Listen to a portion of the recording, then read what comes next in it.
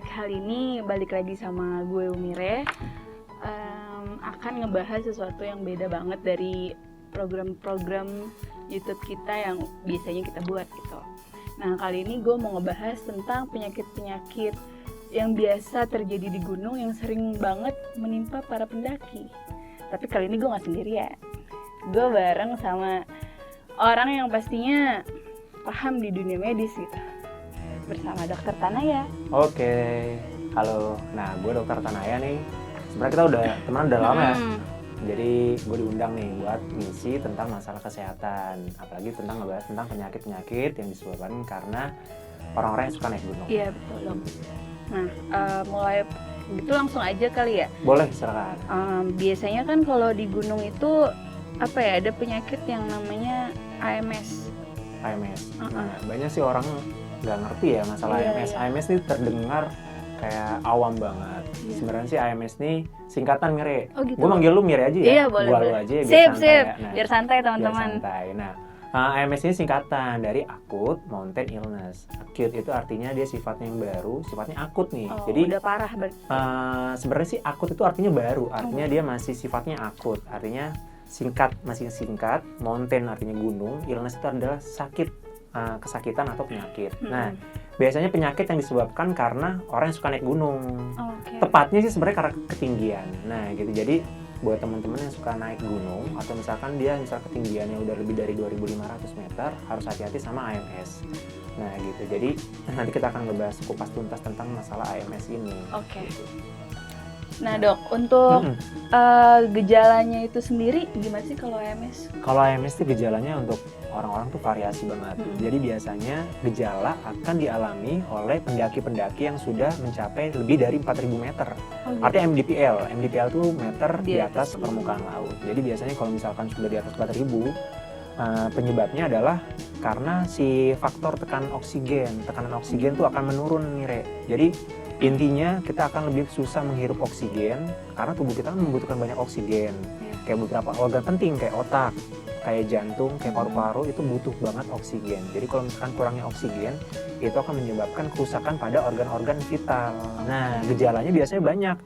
Itu biasanya gejala yang paling awal biasanya gelisah, mual muntah, terus rasanya berkeringat, terus rasanya kayak gimana ya, kayak nyari perut. Itu bisa, setiap orang variasinya beda-beda. Tapi kalau misalkan sudah pendaki atau teman ngerasanya kayak gelisah, terus mual muntah, rasanya pusing banget atau mimisan, itu hati-hati gejala AMS. Kalau gue Gitu. sih dok, biasanya gelisah tuh gara-gara mikirin doi sih. Wah, itu susah juga sih ya. Susah ya? Itu penanganannya beda.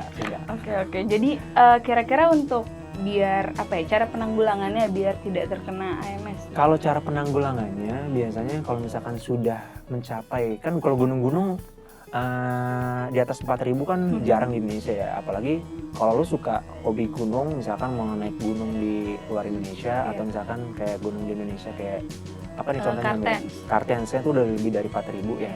Jadi saran gue adalah teknik aklimatisasi. Pasti teman-teman juga terdengar awam banget nih aklimatisasi. Aklimatisasi itu adalah penyesuaian terhadap ketinggian Mire. Gitu. Jadi saat sudah 4.000 meter di atas atau sampai dengan 4.000 meter, ketika kita udah mengalami keluhan seperti mual muntah, gelisah, pusing, nyeri kepala ya, itu harus penyesuaian. Pertama, kalau misalnya sudah seperti itu, ya jangan dipaksakan lagi. Jadi lebih baik turun atau? Lebih baik turun kurang lebih sih 500 atau 1.000 meter lagi dan istirahat di ketinggian yang kurang dari 1.000 meter. Maksudnya, misalnya kita udah naik nih, contohnya kita udah naik di ketinggian 4.000 contohnya.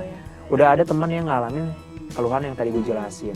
Ya turun, istirahatnya di ketinggian 3.000 kalau bisa, atau 3.500. Itu aklimatisasi. Kalau cara naik gunung yang tepat adalah tidak perlu tergesa-gesa pertama. Jadi benar-benar menyesuaikan, kayak misalkan tas gunungnya harus disesuaikan sama kemampuan fisik. Terus nggak boleh gaya-gayaan juga ya, nggak boleh kalau misalkan. Tapi ada bobot berat ini nggak sih? Sebenarnya itu tergantung dari kemampuan, gitu. Jadi harus disesuaikan juga. Apalagi kalau misalkan mau naik gunung, harus aktivitas tuh dijaga, harus istirahat. Terus sebelum naik gunung nih gue saranin 1 bulan sebelum, itu minimal 1 bulan itu harus olahraga, exercise dulu caranya gitu. Terus yang kedua, setelah naik gunung itu nggak boleh terburu-buru, nggak boleh tergesa-gesa. Kalau capek istirahat. Karena semakin dia memaksakan, itu akan terjadi AMS-nya itu resikonya semakin besar. Gitu. Jadi sangat berperan banget nih Re. Apalagi yang kalau naik gunung nih, lo pasti suka nih. Apa contohnya? Minum kopi.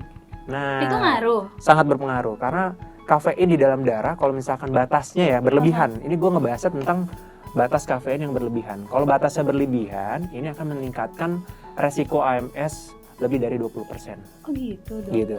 Tuh buat teman-teman yang doyan kopi, jangan melulu ngopi. Air putih bagus. Air putih yang paling bagus karena itu air yang sangat fisiologis dan pH-nya itu seimbang pada tubuh. Jadi kalau misalkan kafein, nikotin nih buat yang naik gunung tapi ngerokok, nah itu bahaya juga. Apalagi alkohol. Ya, alkohol ini sangat berpengaruh banget. Jadi kafein, nikotin, alkohol itu harus dikurangin karena semakin kita konsumsi lebih banyak, itu akan meningkatkan resiko terjadinya AMS atau acute mountain illness gitu Mire. Nah untuk olahraga sendiri nih dok, kira-kira yang paling cocok tuh apa? Kardio? Sebenarnya kan kalau misalkan di gunung kan lebih fokusnya terhadap kardio ya. Kalau misalkan untuk beban kan karena kita ngangkat carry aja atau tas gunung ya. Jadi kayak yang lebih difokuskin 70% kardio, 30% sama beban aja gitu. Tetapi tetap 1 bulan tuh harus rutin ya, nggak perlu tiap hari, 2 hari sekali cukup. Dengerin tuh teman-teman, sebelum naik gunung olahraga dulu yang teratur. Pasti air putihnya juga harus dibanyakin. Harus. Minimal berapa Mire? 2,5 liter. Sehari? Satu hari 2,5 liter. Mantap. Nah, terus ada lagi nih dok, biasanya yang sering terjadi di gunung-gunung Indonesia itu sendiri ada yang namanya hipotermia tuh dok. Hipotermi. Nah itu gimana tuh kalau hipo? Nah sebenarnya ini yang sangat mengancam jiwa sebenarnya teman-teman. Jadi hipotermi, hipo itu artinya rendah. Termia itu artinya suhu tubuh ya. Suhu tubuh normal itu kisaran di atas 35 derajat sampai di bawah 38. Jadi kalau hipo artinya rendah, berarti harusnya di bawah 35 gitu. Jadi penyebabnya juga banyak nanti kita jelasin. Jadi penyebabnya tuh biasanya sih karena kedinginan paling sering. Suhu tubuh kita hilang. Ya karena kecapean juga, terus baju yang basah. Baju yang basah keringetan gitu. Terus yang seringnya sih hujan. Nah, kita mendaki saat hujan, malam lagi. Saat suhu si lingkungan turun. Nah, itu yang paling bahaya. Jadi untuk mencegah hipotermi memang harus kalau bisa disarankan tidak mendaki saat malam hari. Oh gitu. Jadi sebenarnya karena malam hari itu suhu tuh benar-benar rendah banget gitu ya? Iya benar. Apalagi kalau lu pasti sering kan kalau mau summit berangkatnya malam hari biar kecapek tuh. Summitnya pas subuh kan? Iya, biar dapat sunrise ala-ala tapi tetap harus diperhatikan tuh ya dok. Harus diperhatiin. Oke, kalau gitu biasanya itu kalau di hipotermia ada penyakit bukan penyakit, gue lupa sih. Apa nih contohnya? Penyakit atau faktor risiko? Bukan. Biasanya dia akan mengalami paradoksikal. Iya, paradoksikal. Iya, paradoksikal undressing. Nah, paradoksikal undressing ini biasanya gejala yang disebabkan karena suhu tubuh dia udah mulai turun. Nah, jadi gini. Kalau suhu tubuh di bawah normal, di bawah 35, itu otomatis pasokan oksigen juga akan menurun. Nah, jadi patofisiologinya atau mekanismenya saat kita kekurangan oksigen, saat kita kedinginan, di otak itu namanya ada hipotalamus. Nah, di otak itu memberikan respon vasokonstriksi, artinya si pembuluh darah lo nih pada sempit-sempit, sama menggigil. Kenapa menggigil? Coba. Itu respon tubuh untuk membuat panas. Nah gitu, jadi respon tubuh kita saat kita kedinginan itu menggigil untuk membuat panas. Nah artinya membuat panas dan vasokonstriksi, artinya pembuluh darah di ujung-ujung ini itu akan mengecil. Nah itu yang bahaya sebenarnya, itu respon yang bagus, tapi kalau misalkan sudah terlalu lama hipoterminya itu akan menyebabkan kerusakan jaringan. Gitu. Apalagi yang misalkan kita sebutnya dengan Buerger disease. Pernah dengar nggak Buerger disease nih teman-teman? Nah, Buerger disease itu biasanya penyakit yang disebabkan karena kedinginan, apalagi si pasiennya ini, penderitanya ini, dia kandungan nikotinnya lebih tinggi dibandingin lagi gara-gara rokok tuh pasti. Rokok. Jadi kalau misalkan nikotinnya tinggi, apalagi karena faktor kedinginan, dia ada vasokonstriksi, artinya penyempitan pembuluh darah kecil di pembuluh darah tangan sama di pembuluh darah kaki di ujung-ujungnya. Kalau misalkan terlalu lama, itu nanti akan gangren, nanti busuk. Hitam namanya, frostbite. Pernah dengar nggak? Frostbite, gangren, itu disebabkan karena memang dia vasokonstriksi, artinya kerusakan pada jaringan-jaringan yang sifatnya periferal, artinya si pinggir-pinggir. Nah sama kalau paroksimal undressing itu hipotensi yang udah berat gitu. Jadi hipotensi yang udah berat itu akan menyerang pada otak. Jadi pertama vasokonstriksinya di pembuluh darah perifer, artinya pinggir-pinggir dulu. Tapi kalau misalkan udah sampai ke jantung, ke paru, ke otak, nah itu disebut nanti penurunan kesadaran, bisa sampai kejang, itu bisa nanti gelisah. Jadi pusat motoriknya dia udah nggak sadar. Jadi dia ngerasa kedinginan, dia hipotermi, artinya suhunya di bawah 35, tapi dia ngerasa kepanasan. Oh gitu. Jadi dia lari-lari atau sifatnya dia gelisah, dia ngebuka baju. Oh sampai buka baju gitu. Sampai ngebuka baju. Biasanya kita sering sih dalam dunia forensik, kalau misalkan maaf banget nih kalau misalkan orang-orang yang ditemukan tewas pada pendakian gunung itu banyakan juga yang bajunya sudah tidak ada gitu. Jadi itu penyebabnya. Besar kemungkinan ya. Besar kemungkinan disebabkan karena hipotermi. Karena hipotermi ini sangat mengancam jiwa. Nah kalau gitu ciri-ciri hipotermi itu gimana sih dok? Soalnya kayaknya kalau dilihat penjelasan dokter tadi seperti apalagi di Indonesia sini sendiri kan kayaknya berhubungan banget sama mistis lah yang kayak gitu-gitu. Itu kayaknya agak mirip-mirip gitu sih gejalanya. Sebenarnya memang kalau hipotermi gejalanya sama sih kayak AMS. Kalau hipotermi dia lebih ke arah menggigil ya, kedinginan, menggigil, terus halu gitu nggak sih dok? Kalau halusinasi biasanya kalau misalkan udah hipotermi yang berat. Tapi biasanya menggigil dulu, mimisan seringnya gitu. Biasanya responnya mimisan.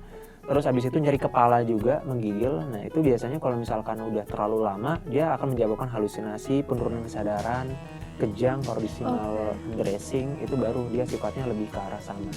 Lebih ke arah berat. Biasanya kalau misalkan udah mengenai otak itu dia ada pusat banyak nih, pusat keseimbangan. Jadi biasa kalau udah kena otak ya jalannya nggak seimbang.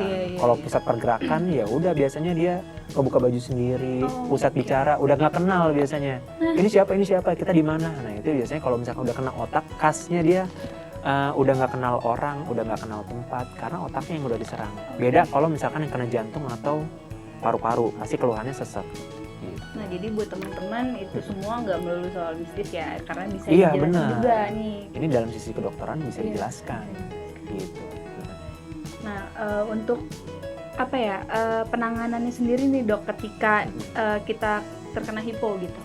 Sebenarnya penanganannya ketika teman kita yang udah kena hipotermia, sebenarnya memang kalau misalkan sudah ada tenda, ya kita masukkan ke dalam tenda dulu. Kalau misalkan bajunya basah, kita ganti. Karena memang baju basah meningkatkan 3 kali lipat terkena hipotermi.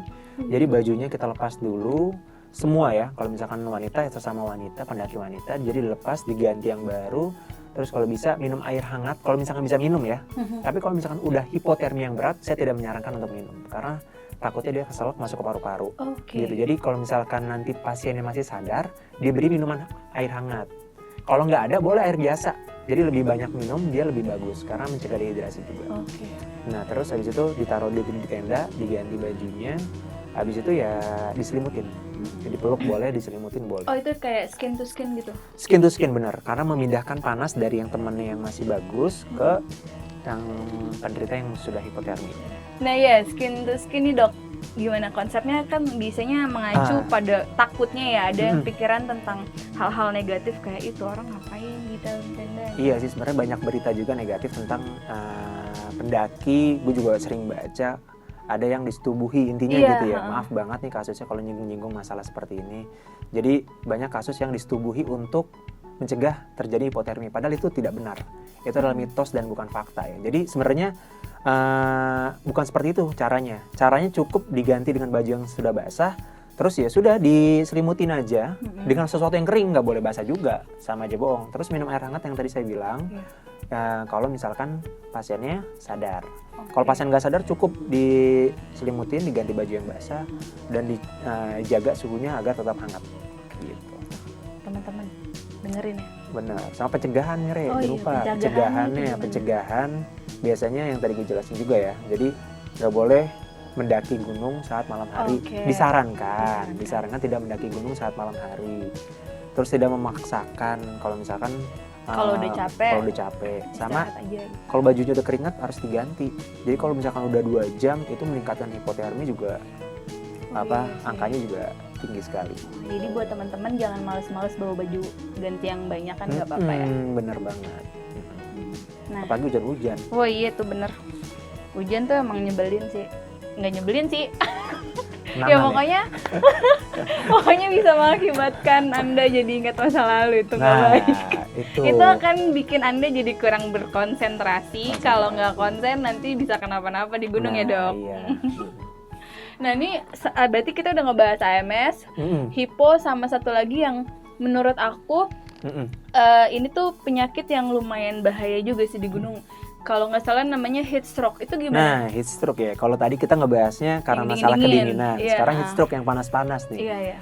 Ini kebalikan Mire. Jadi kalau misalkan hipotermi karena panas tubuh yang hilang, kalau heat stroke ini karena panas tubuh yang nggak bisa keluar, atau panas tubuh di proses lebih tinggi. Jadi kita kecapean di suhu yang sangat panas, apalagi misalkan kita lagi mendaki di musim kemarau contohnya. Terus kita juga maksakan sebelumnya nggak olahraga. Benar. Terus setelah dipaksakan suhu tubuh kita meningkat. Nah kalau tadi di bawah 35, heat stroke ini terjadi jika suhu tubuh di atas 40,5. Tinggi banget. Bedain sama demam gitu. Kalau demam itu karena faktor intrinsik, arti dalam tubuh. Jadi infeksi masuk, tubuh kita merespon dengan demam. Tapi kalau heat stroke itu disebabkan karena proses luar, ekstrinsik. Biasanya karena sinar matahari, kita kecapean, atau misalkan exercise yang terlalu berlebihan. Gitu. Gejalanya apa gitu dok? Gejalanya yang paling bahaya itu dehidrasi. Kalau tadi hipotermi dia karena memang kerusakan pada pembuluh darah kecil, kalau dehidrasi ini disebabkan karena heat stroke yang sudah terlalu lama. Jadi panas tubuhnya terlalu panas, dia menyebabkan dehidrasi. Dehidrasi ini nggak boleh disepelekan. Dehidrasi ini bisa menyebabkan kerusakan pada organ-organ vital, paling utama ginjal. Karena ginjal ini kalau misalkan kekurangan cairan, dia akan mengalami kerusakan pada si sel-sel kecil di pada ginjal. Mengakibatkan kematian tuh? Kalau kenanya ke jantung yang tadi gue jelasin. Kalau organ kenanya organ vital, jantung, paru-paru sama otak, itu lebih cepat ke menyebabkan kematian. Tapi kalau misalkan paling sering sih gagal ginjal dulu. Terus biasanya penurunan kesadaran juga kalau misalkan otak, kalau misalkan memang kenanya ke jantung, gagal jantung, atau misalkan ke paru-paru. Tapi itu jangka panjang atau bisa saat bisa langsung saat itu kalau dehidrasi berat. Kalau dehidrasi berat seringnya kayak gitu. Jadi memang nggak boleh disepelekan. Heat stroke itu juga sesuatu yang memang berbahaya. Jadi kita ngebahasnya 3 penyakit yang lumayan berbahaya. Itu buat teman-teman tuh diingat air putih ya. Air putih. Tadi naik gunung jangan bawa air yang aneh-aneh. Air putih aja yang banyak. Benar. Gitu. Nah, terus untuk penanggulangan si heat stroke ini gimana? Penanggulangan heat stroke sih sebenarnya mirip-mirip juga hampir semuanya ya. Kalau misalkan tadi kita balut diganti baju yang sudah basah, sama heat stroke juga diganti kalau misalkan bajunya udah basah. Karena memang kalau pakai baju basah intinya si panas tubuh tuh jadi susah keluarnya. Jadi peningkatan panas tubuh tuh tidak bisa dikeluarkan. Jadi tidak bisa dikeluarkan oleh evaporasi si keringat. Nah makanya kalau misalkan baju sudah berkeringat harusnya diganti. Terus habis itu penuhi cairan perharinya 2,5 liter per hari itu minimal, bukan maksimal. Jadi satu botol air minum itu 1,5 liter. Jadi normalnya sih 2 botol. Apalagi kalau misalkan aktivitas lagi berat kayak seperti naik gunung, itu harusnya lebih banyak lagi kebutuhan cairannya. Tuh dengerin teman-teman. Berarti kalau makan mie instan tuh juga sebenarnya enggak ini ya, enggak disarankan. Sebenarnya kalau makan mie instan, oh iya, gue juga bahas. Kalau misalkan yang tadi kita 3 penyakit itu disebabkan karena kurangnya kalori. Kalau misalkan makan mie instan sih boleh aja, tapi kalau misalkan berlebihan itu lebih mengarah ke gangguan saluran pencernaan. Sebenarnya sih nggak mengancam jiwa, tapi lebih bagus kalorinya dipenuhi dengan zat-zat yang bagus gitu. Jadi gizi-gizinya juga yang bagus. Kalau bisa sih saran gue sih protein tinggi, bukan karbo yang tinggi, protein yang tinggi. Protein tuh berarti ada banyak putih telur tuh. Daging ikan, atau beberapa mineral atau vitamin kayak sayur-sayuran, buah-buahan, bawang. Ya. Tuh buat teman-teman, jadi jangan mulu makan mie instan terus perut. Benar. Sekarang nyari lapak buat boker di gunung susah. Gitu. Oke. Kira-kira mau nambahin lagi nggak nih dok? Biar teman-teman tuh bisa lebih aware sama ketika temannya atau ada dia melihat orang yang seperti mengalami yang tadi udah kita jelasin, ada AMS, hipo atau heat stroke itu gitu, kira-kira penanganan pertama sebenarnya harus membedakan yang tadi gue jelasin ya. Artinya AMS adalah yang tadi acute mountain illness, terus hipotermi sama heat stroke ya. Kalau AMS itu tadi yang pertama ya, AMS acute mountain illness paling sering tuh menyebabkan disebutnya dengan HACE atau HC. Ya, jadi high altitude cerebral edema. Nah, ini disebabkan karena kerusakan yang sudah parah menyebabkan si otaknya tuh edema, artinya bengkak. Gitu, karena kekurangan oksigen, otak kan membutuhkan suplai oksigen yang tinggi. Kalau di kekurangan oksigen dia akan responnya akan bengkak. Oh iya dok, ini berarti kalau misalkan bawa oksigen gitu perlu nggak? Perlu banget. Oksigen yang tabung kayak Sangat semprotan nyamuk. Sangat perlu. Soalnya kalau misalkan gejala hipotermi, heat stroke atau misalkan AMS yang sudah berat, itu memang penanganannya pertama oksigen. Oksigen, oke. Pertama oksigen. Atau inhaler yang biasa buat asma, bukan, beda? Kalau inhaler itu dalamnya sih dia sebenarnya kan ada kortikosteroid, ada dia untuk ngebuka saluran pernafasan. Itu disarankan kalau misalkan orang-orang yang punya asma eksaserbasi akut. Tapi kalau misalkan yang tadi AMS, heat stroke atau hipotermi, lebih gue saranin pakai oksigen dulu. Oksigen. Tuh buat teman-teman jangan lupa bawa oksigen ya. Bawa oksigen, bawa kebutuhan kalori yang banyak gitu.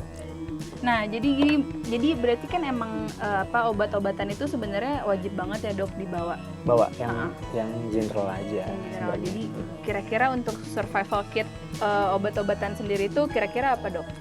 Sebenarnya yang dibawa kalau misalkan untuk dari sisi medis ya obat-obatan yang sifat general, kayak misalkan anti demam gitu, terus kayak misalkan golongan antiseptik ya, kalau misalkan ada yang paling sering kan cedera ya, kayak misalkan luka itu kita bawa antiseptik, kasa ya, plester itu penting banget.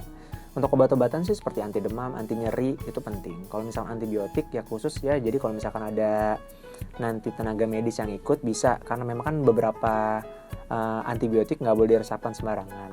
Gitu. Terus kalau misalkan peralatan yang paling itu aja. Terus kalau misalkan memang nanti ada cedera atau misalkan patah tulang, nanti kita akan ngebahas tata caranya, gimana cara ngebalutnya gitu.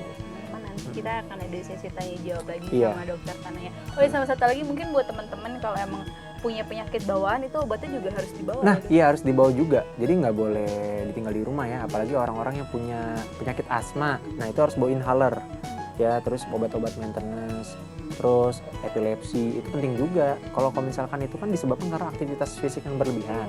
Kalau asma dia ada aktivitas fisik yang berlebihan itu akan menyebabkan sesak nafas. Kalau epilepsi akan menyebabkan kejang, apalagi orang-orang yang punya hipertensi, apalagi diabetes gitu. Dan gue menyarankan yang tadi gue jelasin nih Mire, yang 3 penyakit ini sangat berpengaruh sama komorbid penyakit bawaan. Komorbid itu penyakit bawaan, jadi orang-orang yang punya diabetes, terus kayak hipertensi atau penyakit-penyakit autoimun, lansia atau anak kecil tidak disarankan gitu. Lebih baik tidak disarankan untuk naik gunung atau aktivitas yang terlalu berat. Dengerin tuh. Oke deh, kalau gitu bincang-bincang kita untuk penyakit altitude mountain sickness ini kayaknya cukup. Kalau misalkan emang ada teman-teman lagi yang pengen bertanya tentang penyakit-penyakit gunung, bisa banget nanti langsung komen aja di YouTube kita atau di Instagram kita, atau bisa juga nanti bisa sharing-sharing bareng sama Dokter Tanaya di platform. Jadi Instagram gue di Instagram kita di Fit2Talk dan YouTube kita di Fit2Talk. Nanti ada di sini. Oke. Kalau gitu makasih Dokter Tanaya. Oke, sama-sama.